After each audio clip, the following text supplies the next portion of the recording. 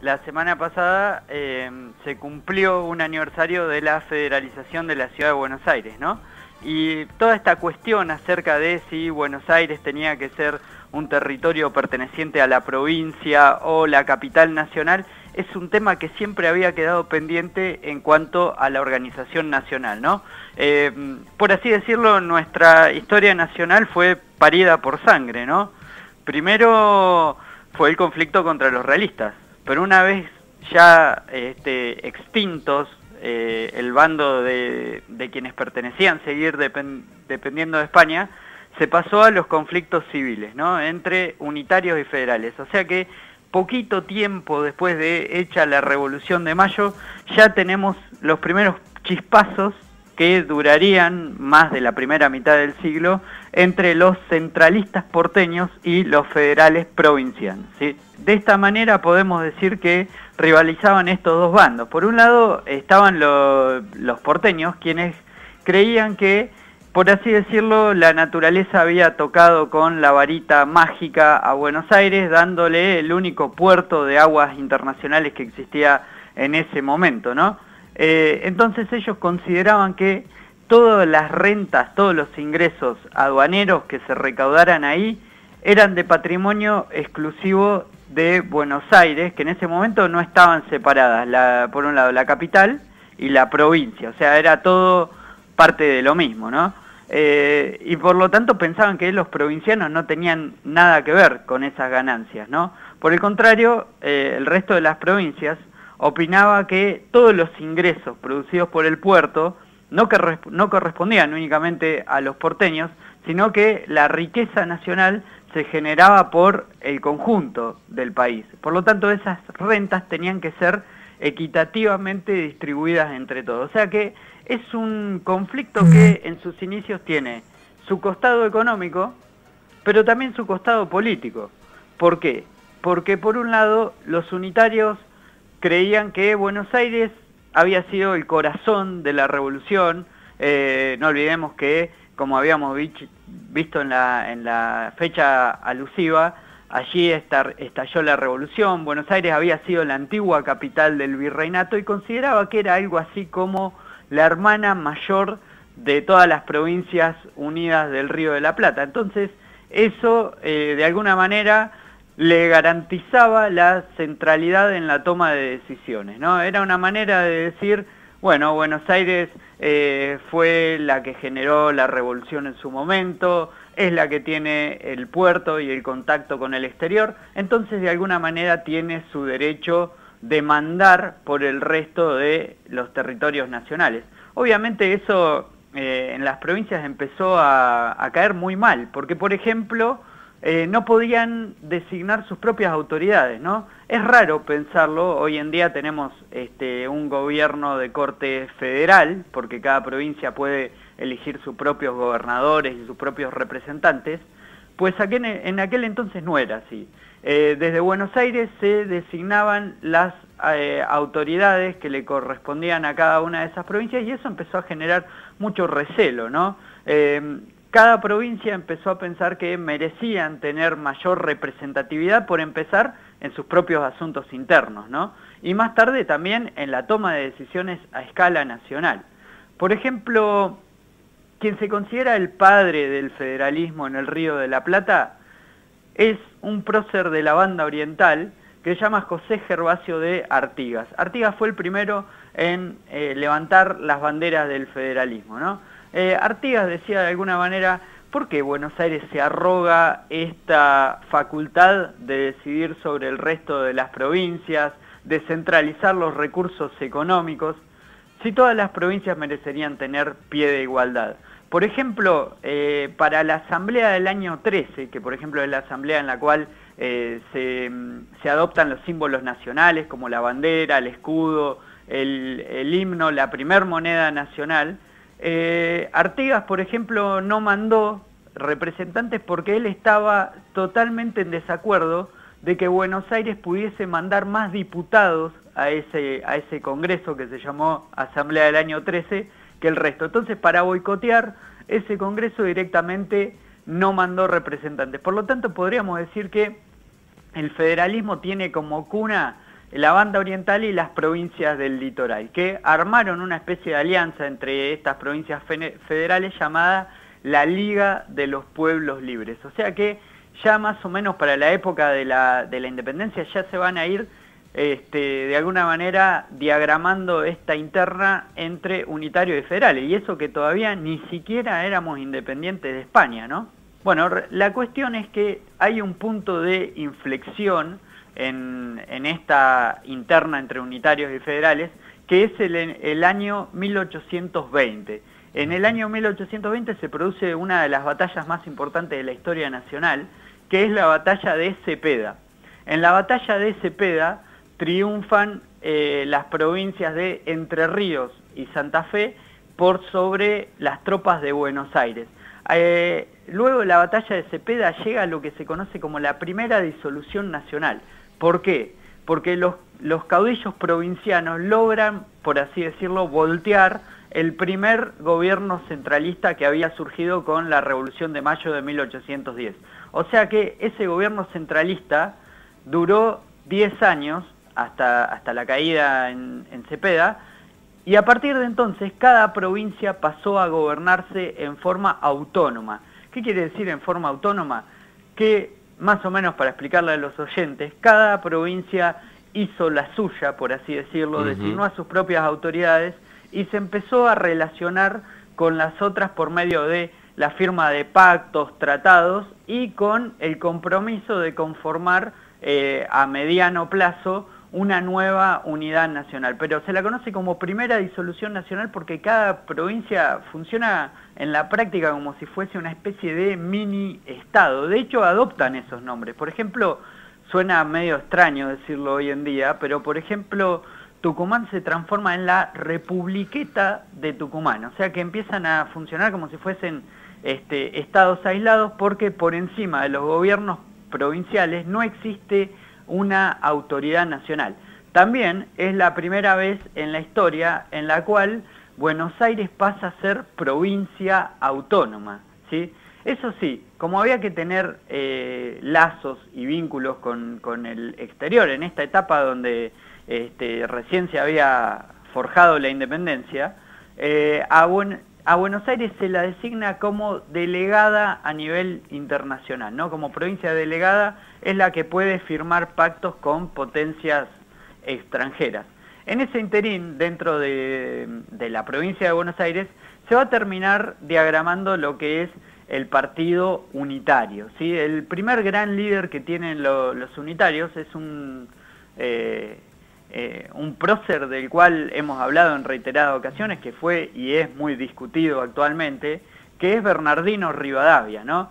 Rivadavia recordado fundamentalmente por dos aspectos. Primero porque más tarde se transformó en el primer presidente del país. Por eso hoy en día se habla que el sillón que ocupa el presidente de la nación es conocido como el sillón de Rivadavia, ¿no? Y por el otro lado, como el primer padre de la deuda externa, porque Rivadavia fue el primero de muchos otros sucesores que después tuvo, que buscó el financiamiento externo, ¿no? O sea que podríamos decir que el gobierno actual es, en ese sentido, bastante discípulo de Rivadavia, ¿no? Por creer que el crecimiento del país se basa en gran medida por el financiamiento que viene en modo de préstamo desde el exterior, ¿no? Los unitarios, por así decirlo, reflejaban lo que era la alta sociedad porteña. La mayoría de sus líderes eran comerciantes aduaneros, se encontraban fuertemente atraídos por las modas extranjeras, se los llamaba los señores o los doctores, porque muchos eran abogados o tenían títulos en economía, se los llamaba los señores de frac, galera y bastón.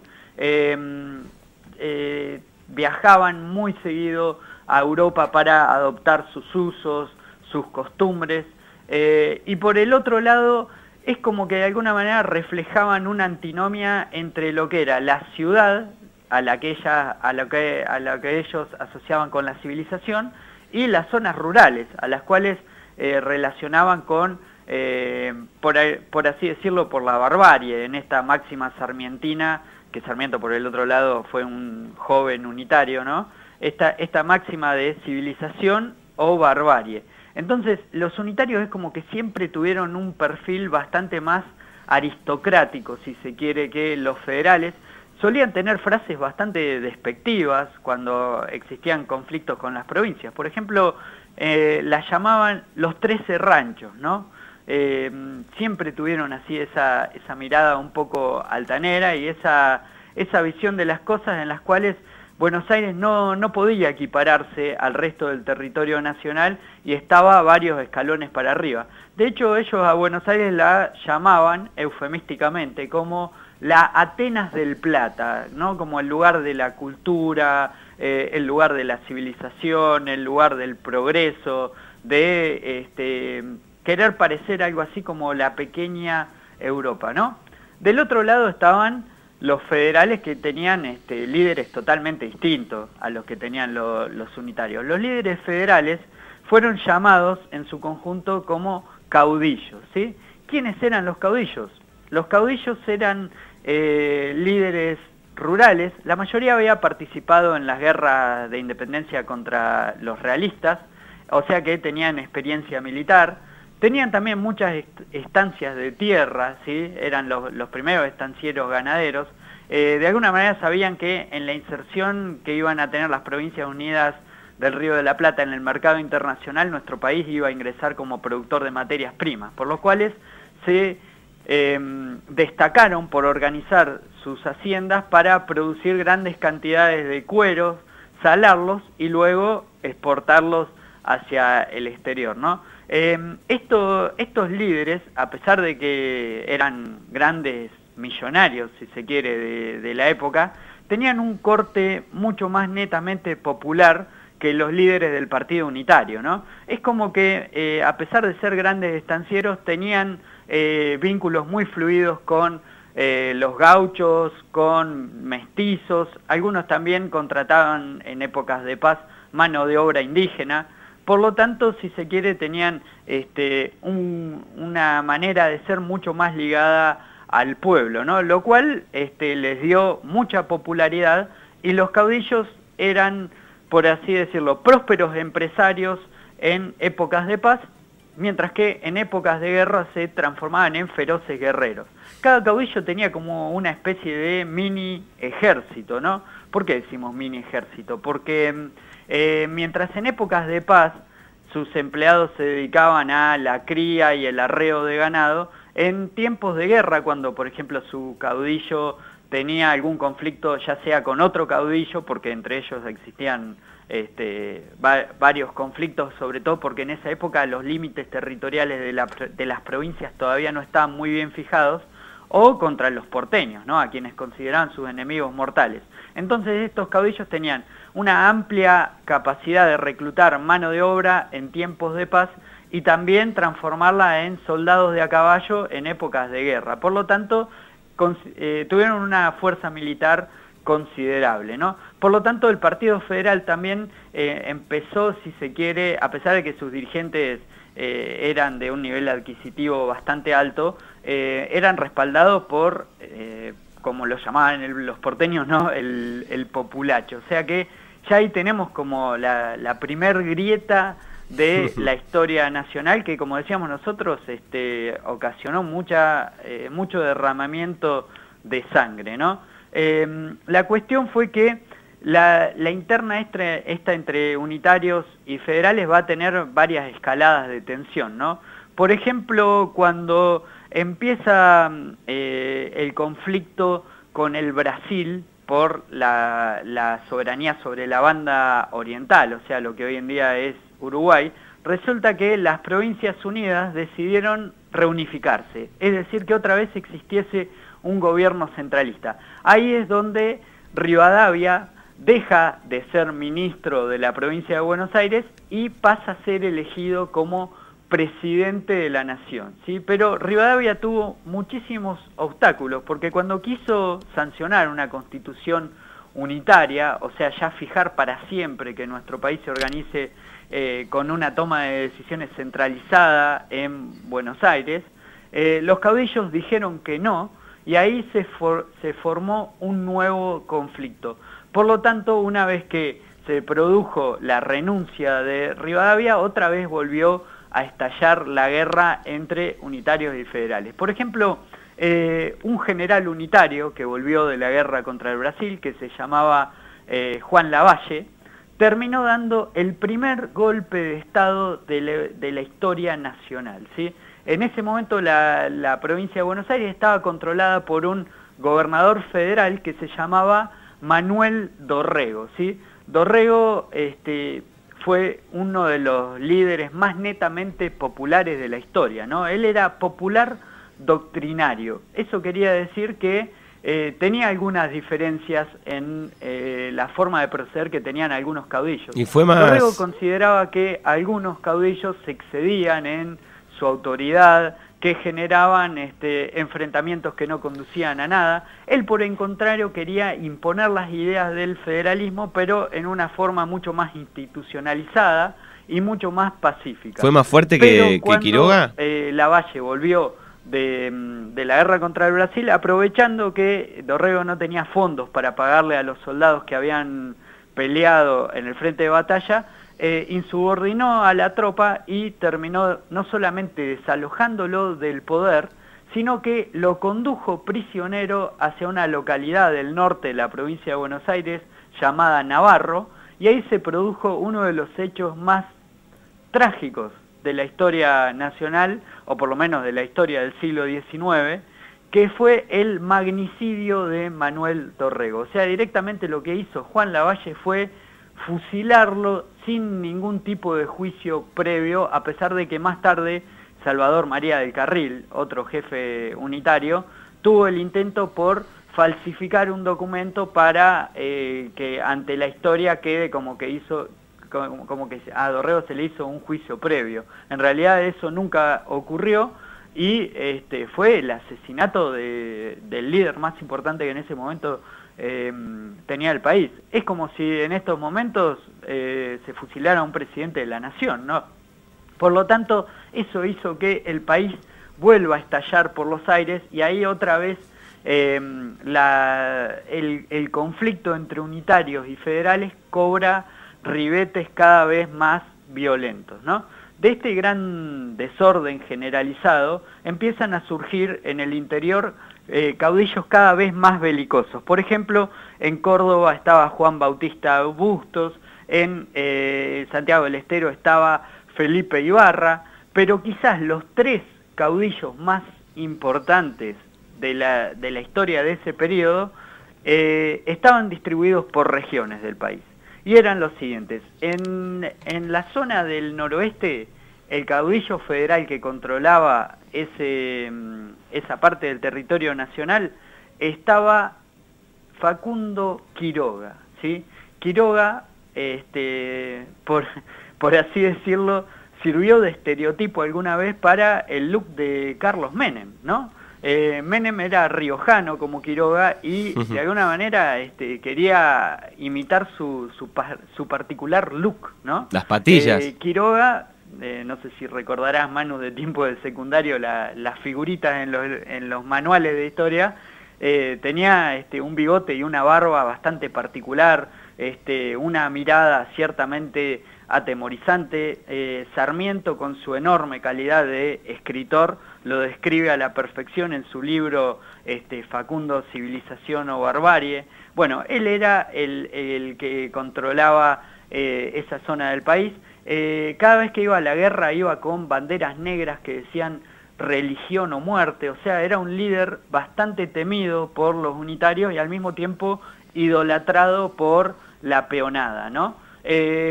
Quiroga, por ejemplo, tenía bastante diferencia con otro gran líder federal, del cual también vamos a hablar, que era Juan Manuel de Rosas, por la cuestión de que Quiroga todo el tiempo planteaba de que el país se tenía que organizar constitucionalmente, o sea que tenía unas ideas también de plantear un federalismo más organizado, a pesar de los métodos brutales que él a veces empleaba contra sus propios enemigos. En el litoral había otro gran líder, otro gran caudillo, que se llamaba Estanislao López, ¿sí?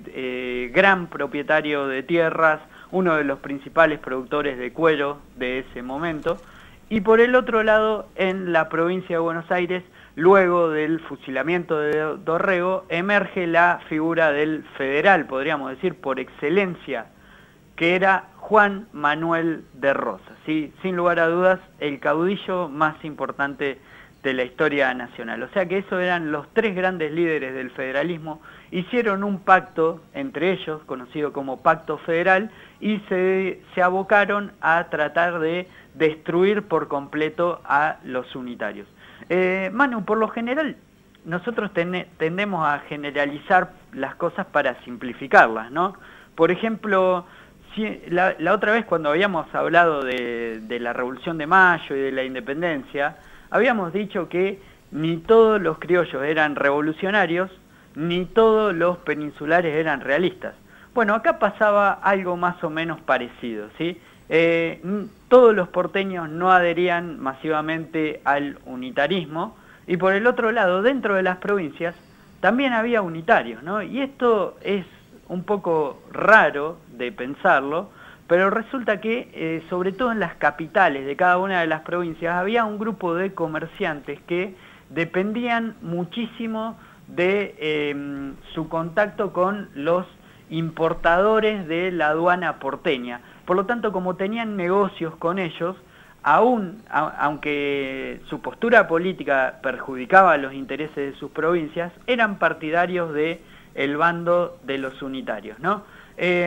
Por eso no se explica muy bien que, así como los federales tenían una alianza militar conocida como Pacto Federal, en las provincias había también una alianza militar que se conocía como la Liga del Interior, nada más que era propiedad de los unitarios.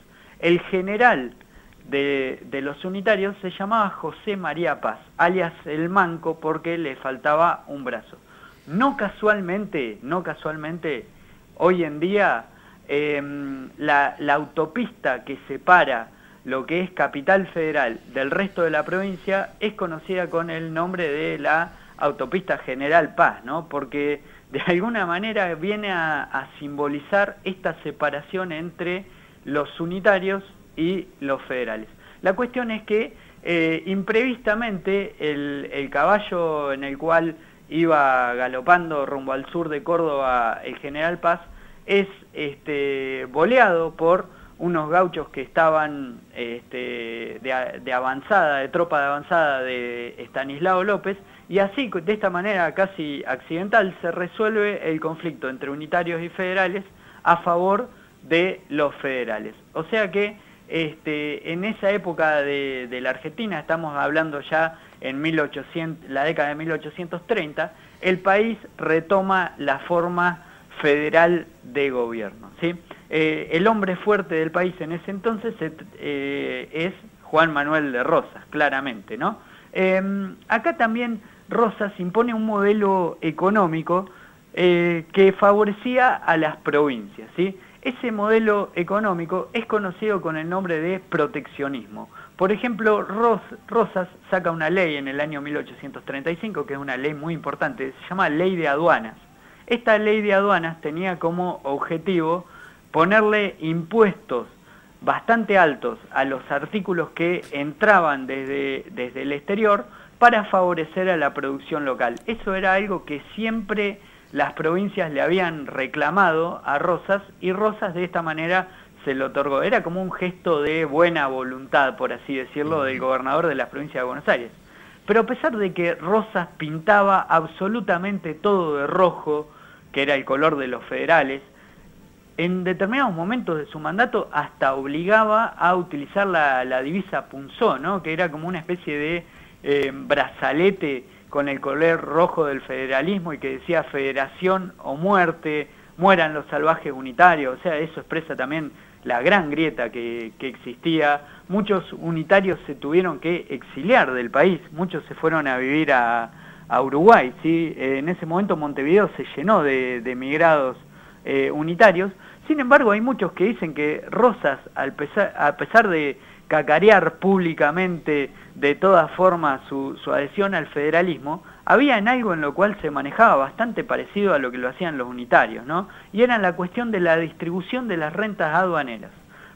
Parece ser que Rosas no estaba para nada de acuerdo en compartir esas rentas y entonces las siguió manejando Buenos Aires.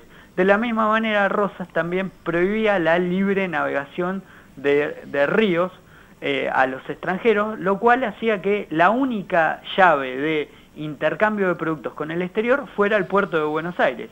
Y la provincia que él comandaba seguía monopolizando las rentas aduaneras. Por eso Rosas era un poco ambivalente en ese sentido. Por un lado se declaraba totalmente federal, pero también tenía algunas conductas que lo asemejaban bastante a los unitarios. De hecho, justamente otro gran caudillo federal, que fue justo José de Urquiza de la provincia de Entre Ríos, fue quien en la batalla de Caseros desalojó a Rosas del poder, y ahí empiezan los tiempos donde, por así decirlo, el ala porteñista comienza a manejar los destinos del país, ¿no? Porque más tarde va a venir Mitre a la presidencia de la nación, y de alguna manera Mitre va a moldear un Estado nacional donde la provincia de Buenos Aires tenía un peso mayúsculo, ¿sí?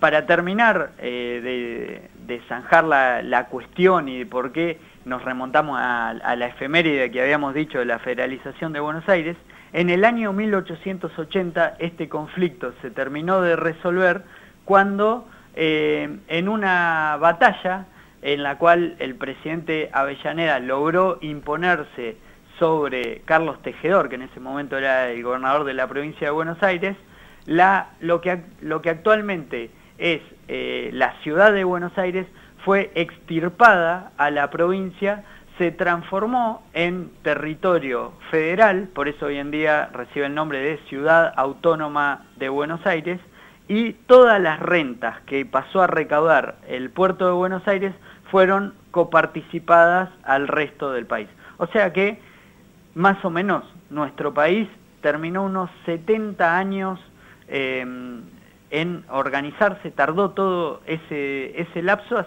hasta que, digamos, la frutillita del postre fue ese hecho ocurrido un 21 de septiembre de 1880, cuando se federalizó la ciudad de Buenos Aires, ¿no? Hay quienes dicen que a pesar de eso, el país actualmente sigue siendo macrocefálico, es decir, Buenos Aires sigue teniendo una enorme diferencia en cuanto a poderío económico y a poder de decisión respecto al resto de las provincias, ¿no? Y hay un poco de eso en la historia, ¿no? En el pasar de los años. Exactamente, es como que esa impronta de nuestro país la sigue teniendo hasta el día de la fecha, ¿no? Pero bueno, ese punto, digamos, ahí terminó un poco con los conflictos, pero duró 70 años casi.